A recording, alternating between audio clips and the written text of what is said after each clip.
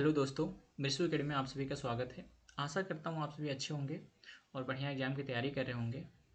जैसा कि पिछले वीडियो में आप लोगों ने देखा, बीएड सेकेंड ईयर का जो पेपर है assessment of learning and action research, तो हम लोग उसके पहली यूनिट पर चर्चा कर रहे थे। तो अभी उसमें कई टॉपिक बचे हुए हैं। एक टॉपिक कवर हुआ था जिसमें आकलन का अर्थ और उद्देश्य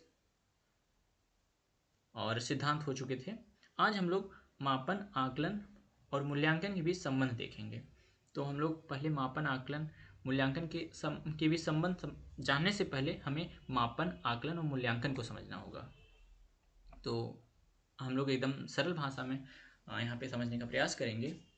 शिक्षा के क्षेत्र में मापन, आकलन और मूल्यांकन तीन बहुत महत्वपूर्ण शब्द हैं। अक्सर लोग उन्हें एक ही समझ लेते हैं, लेकिन इनके अर्थ और कार्यों में गहरा अंतर और संबंध है। ठीक, जैसा कि लगता है कि मापन, मूल्यांकन, आकलन ये सभी एक ही हैं, बट ऐसा नहीं है। सब में अंतर भी है और संबंध भी है। तो यहाँ पर हम उसको एकदम सरल भाषा में समझने का प्रयास करेंगे। ठीक है दोस्तों, यह एक प्रक्रिया के तीन चरण हैं जो संख्या देने से शुरू होकर निर्णय लेने तक जाते हैं। यानी कि जो मापन है इसमें संख्या दिया जाता है और जो मूल्यांकन है उसमें निर्णय लिया जाए। ठीक, तो यहाँ से मापन से शुरू होकर मूल्यांकन तक प्रक्रिया के तीन चरण हैं और इन प्रक्रियाओं का शिक्षा विभाग में बहुत ज़्यादा महत्व है। ठीक, तो यहाँ पे हम परिभाषा देखेंगे और अर्थ देखेंगे। मापन जो है यह सबसे पहली और बुनियादी इकाई है। इसका काम है किसी गुण या विशेषता को अंक या संख्या प्रदान करना। यानी कि जो मापन होता है वो मात्रात्मक होता है। ठीक, इसमें कह रहा है किसी गुण या विशेषता को अंक या संख्या प्रदान करना। ये अंक के साथ साथ कोई प्रतीक दिया जा सकता है। ठीक, इसका उदाहरण दिया गया है। एक छात्र को गणित के टेस्ट में 100 में से 80 नंबर मिले। यह केवल एक मापन है।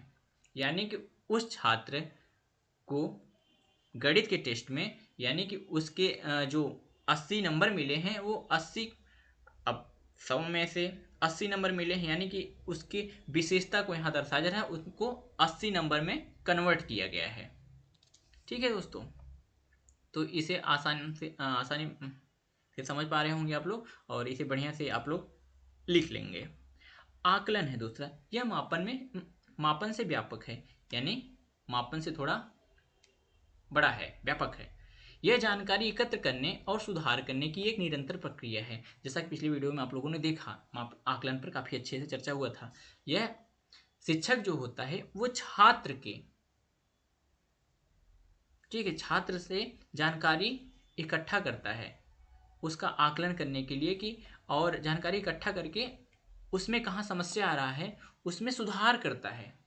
इसमें कह रहा है ना, यह जानकारी एकत्रित करने और सुधार करने की एक निरंतर प्रक्रिया है। जैसा आप लोगों ने देखा था, पहले हमने बताया था आकलन एक बार नहीं, ये कंटिन्यूअस प्रक्रिया है, यानी सतत लगातार चलता रहता है।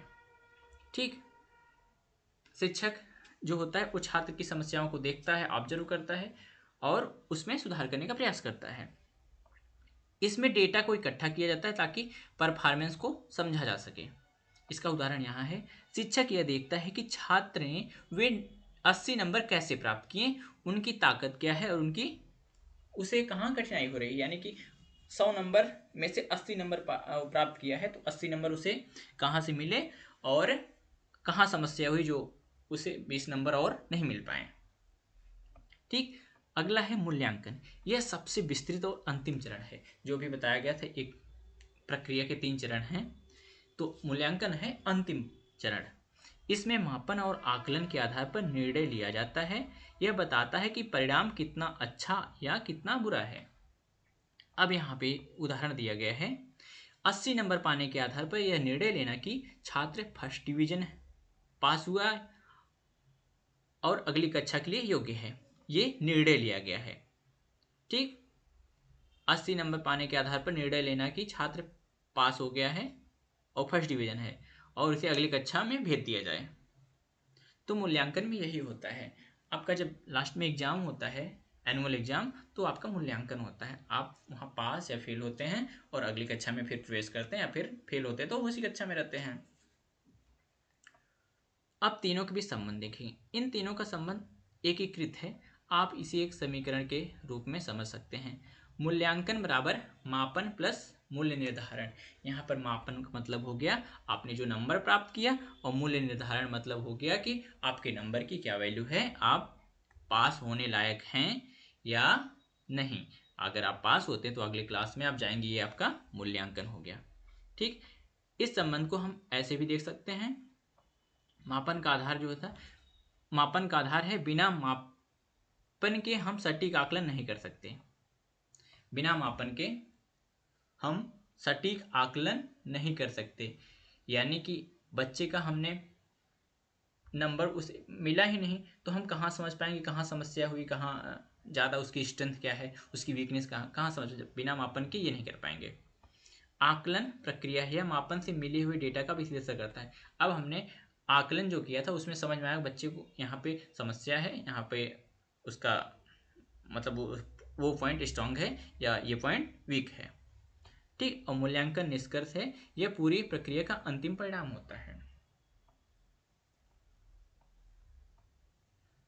अब इसे हम वेन डायग्राम के माध्यम से समझ सकते हैं। मापन एक छोटा घेरा है, उसके ऊपर का घेरा मापन को अपने अंदर समाहित करता है, और सबसे बड़ा घेरा जिसे मापन और आकलन दोनों समाहित होते हैं। अब हम लोग एक मुख्य अंतर देखेंगे, जो तीनों आपस में कंपेयर, तुलनात्मक अंतर देखेंगे। ठीक है, आधार है, मापन है, आकलन और मूल्यांकन। मुख्य प्रश्न, मापन जब होता है वहां पे आपसे कितना, यानी कि अब आपसे पूछा है कितना, और आकलन में कैसे, और मूल्यांकन कितना अच्छा, यानी आपने एग्जाम में कितना नंबर प्राप्त किया, ये आपका मापन हो रहा है। आपने एग्जाम में इतने नंबर कैसे प्राप्त किए, ये आपका आकलन हो रहा है। और कितना अच्छा आपका रिजल्ट रहा, ये आपका मूल्यांकन हो गया। यहाँ पे मापन, आकलन, मूल्यांकन की प्रकृति बता रहा है। जो मापन होता है मात्रात्मक, केवल संख्या में होता है, और आकलन जो होता है गुणात्मक और मात्रात्मक दोनों हो सकता है। और जो ये मूल्यांकन होता है ये निर्णयात्मक होता है, जजमेंटल होता है। मापन का उद्देश्य होता है डेटा प्रदान करना, ठीक, और आकलन का उद्देश्य होता है सुधार करना, और मूल्यांकन का उद्देश्य होता है निर्णय लेना। समय इसमें पूछा जाए तो मापन कभी भी हो सकता है, मूल्यांकन आकलन प्रक्रिया के दौरान होता है, और मूल्यांकन अंत में होता है। एक उदाहरण यहाँ फिर दिया है। यहाँ पे मापन ऊंचाई 5 फीट 6 इंच है, आकलन दौड़ने की तकनीक कैसी है, और यहाँ पे रिजल्ट जो है यानी कि मूल्यांकन जो है इवेल्यूशन, क्या वह पुलिस भर्ती के लिए फिट है। ठीक, ये हो गया आज मापन, मूल्यांकन और आकलन में संबंध। तो निष्कर्ष में देख लेते हैं संक्षेप में। मापन हमें केवल अंक देता है, आकलन हमें उन अंकों का अर्थ समझाता है और सुधार का मौका देता है, जबकि मूल्यांकन उन अंकों का अर्थ आधार पर अंतिम फैसला सुनाता है। शिक्षा में एक अच्छे परिणाम के लिए इन तीनों का सही संतुलन आवश्यक है। वीडियो अच्छी लगी दोस्तों तो लाइक करिए, चैनल को सब्सक्राइब करिए और अपने दोस्तों के पास शेयर करिए। धन्यवाद।